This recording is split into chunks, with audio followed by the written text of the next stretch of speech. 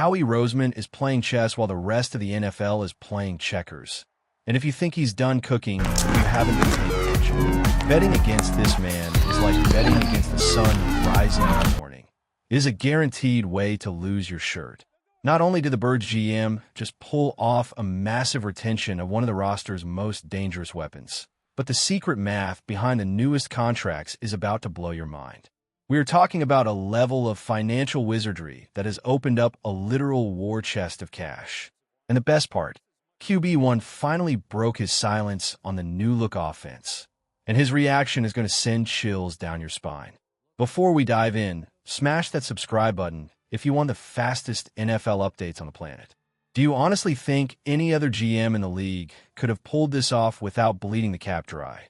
We are officially entering the second wave of NFL free agency, and while most teams are licking their wounds after overpaying for mid-level talent, Philadelphia is sitting on a mountain of cash and a roster that is getting scarier by the hour.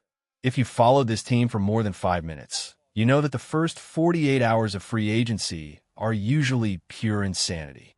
Teams lose their minds, throwing generational wealth at players who barely move the needle.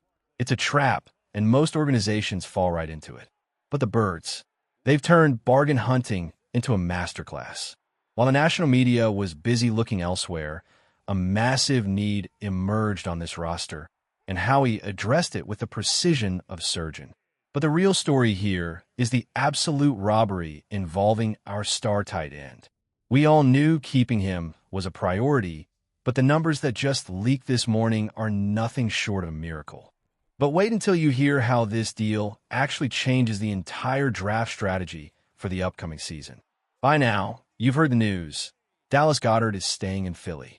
He inked a one-year deal on Sunday afternoon, ensuring that the veteran presence remains in the locker room for at least one more run. This move was vital because it allowed the team to dodge a catastrophic $20, $5 million dead cap hit that would have happened if he walked. That alone is a win. But then the actual contract details dropped, and my jaw hit the floor. Roseman somehow convinced Goedert to sign for a measly $7 million. To put that into perspective, he is now the 23rd highest-paid tight end in the league. He's making just a hair more than John Bates. For a guy with Goddard's talent, that is highway robbery. By getting him to sign for such a discount, the front office just unlocked an extra $6 million to $8 million in immediate spending power. As we sit here right now, the Birds have nearly $40 million in cap space. In week 2 of free agency, that is an unheard of advantage. Now, you have to ask yourself, why would a top-tier talent like Goedert sign such a cheap deal? There are only 2 logical explanations. Either he has a level of loyalty to this city that we rarely see in modern sports, or he knows something we don't about the new offensive scheme. Common challenge. Who is the real MVP of this offseason so far? Is it Howie for the contracts, or the players for taking the deals? Drop a name below. Let's look at the X factor here, the new offensive coordinator. In Green Bay, we saw what this system does for tight ends. Tucker Kraft was looking like an all-pro before he got banged up. Goedert is a smart guy. He sees the tape. He knows that in this system, he isn't just a blocker. He's a primary engine. I asked myself this morning, would Goedert have taken this massive pay cut if the old coaching regime was still calling the plays? Not a chance. This is a massive vote of confidence in the new direction of the team. And he's not the only one buying in.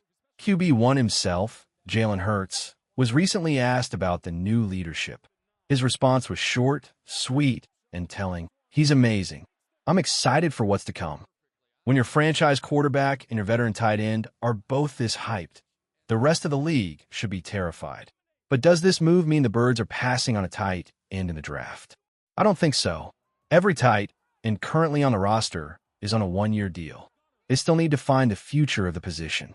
However, the pressure to reach for one in the first round is gone. But hold on, because the tight end spot wasn't the only position where Howie found a glitch in the system. Over the weekend, we finally got the breakdown for the Riq Woolen deal. If you thought the Goedert deal was a steal, wait until you hear this. The best free agent cornerback on the market is only going to cost Philadelphia $3 per million against the cap this year. That is a microscopic blip. Woolen is 26 years old and a literal physical freak of nature. He's 6 feet 4 inches, 215 pounds, and runs like a gazelle. Even legends like Richard Sherman are scratching their heads at how Philly pulled this off. Sherman noted that while Woolen's time in Seattle had some ups and downs, his ceiling is higher than almost anyone in the league. In this new defensive system, Woolen is expected to thrive. Pairing him opposite Quinion Mitchell gives the Birds one of the most dynamic, young, and physically imposing corner duos in the NFL. If Woolen plays even close to his rookie level, this is arguably the best secondary in football. Some people were worried because Woolen had a prove-it year last season, but look at the traits. You cannot teach 6 feet 4 inches with that kind of speed. This is a home run, plain and simple. However, as one door opens, another one slams shut for a franchise legend. While we were all celebrating the Woolen signing, a lot of fans on social media started dreaming of a reunion with Big Play Slay. There was a viral clip going around that made it seem like he was angling for a return to the midnight green. For about 15 minutes, the idea of having Slay back as a veteran mentor was the hottest topic in town. But that dream died fast. Darius Slay officially announced his retirement from professional football at age 35. It's the end of the road for one of the best to ever do it. While it's sad to see him go, it fits the team's new philosophy. Get younger, get faster, and get more aggressive. Slay will go down as one of the greatest cornerbacks to ever wear the jersey.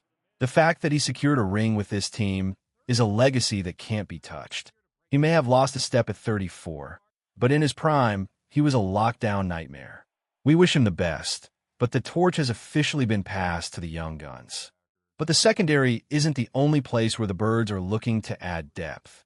There's a massive hunt happening right now for a WR3, and things just got very interesting.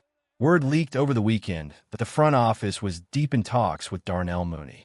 At the last second, Mooney pivoted and chose a rival team, likely for a bigger payday. But that failed negotiation revealed something crucial. Philadelphia is actively hunting for another dynamic playmaker at wide receiver. If they liked Mooney's profile, who else is on the radar? First up is Christian Kirk. You know the name. He's a veteran who knows how to find the soft spots in a defense. He's reliable, he's experienced, and he has a direct connection to the new offensive coaching staff. He wouldn't break the bank, and he'd be the perfect safety valve for Hurts. Then you have the speed options like Hollywood Brown or Greg Dortch. These guys aren't necessarily WR1S, but in this offense, they don't need to be. They just need to stretch the field. And then there's the radical option. Deebo Samuel is still out there. Yes, he's 30. Yes, there's some sour grapes because of the history with the 49ers. But could you imagine the versatility of Deebo in a system designed by this new coaching staff? It's a long shot, but at the right price, it would be a certified disaster for opposing defensive coordinators.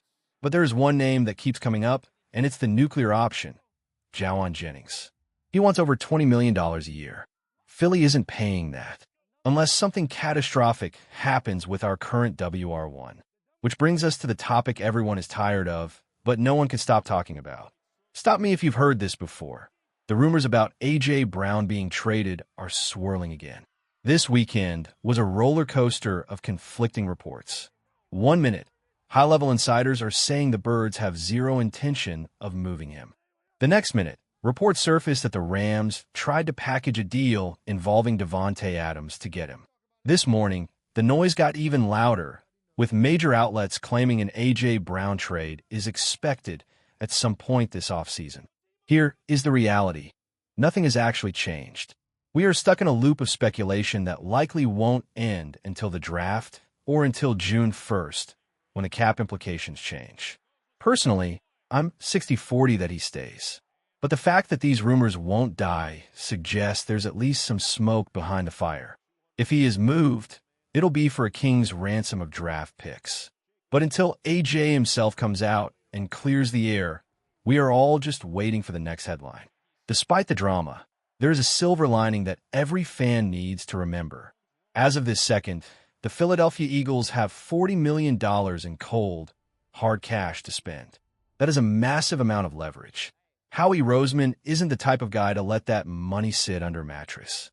Expect him to pivot toward the trenches next. Whether it's a massive extension for a rising star like Jalen Carter or a blockbuster trade for an elite edge rusher, the move is coming. Keep your eyes on names like Jonathan Greenid or Josh Sweat. The spending money is there, and Howie is currently perched like a hawk, waiting for the right moment to pounce. This is week 2 of free agency, and the birds are far from finished. Will it be a blockbuster trade, a sneaky veteran signing, or another contract heist that leaves the rest of the league wondering how they got beat again? Stay tuned, because the offseason in Philly is just getting started. Would you like me to analyze the specific cap implications of a potential A.J. Brown trade for the 2027 season?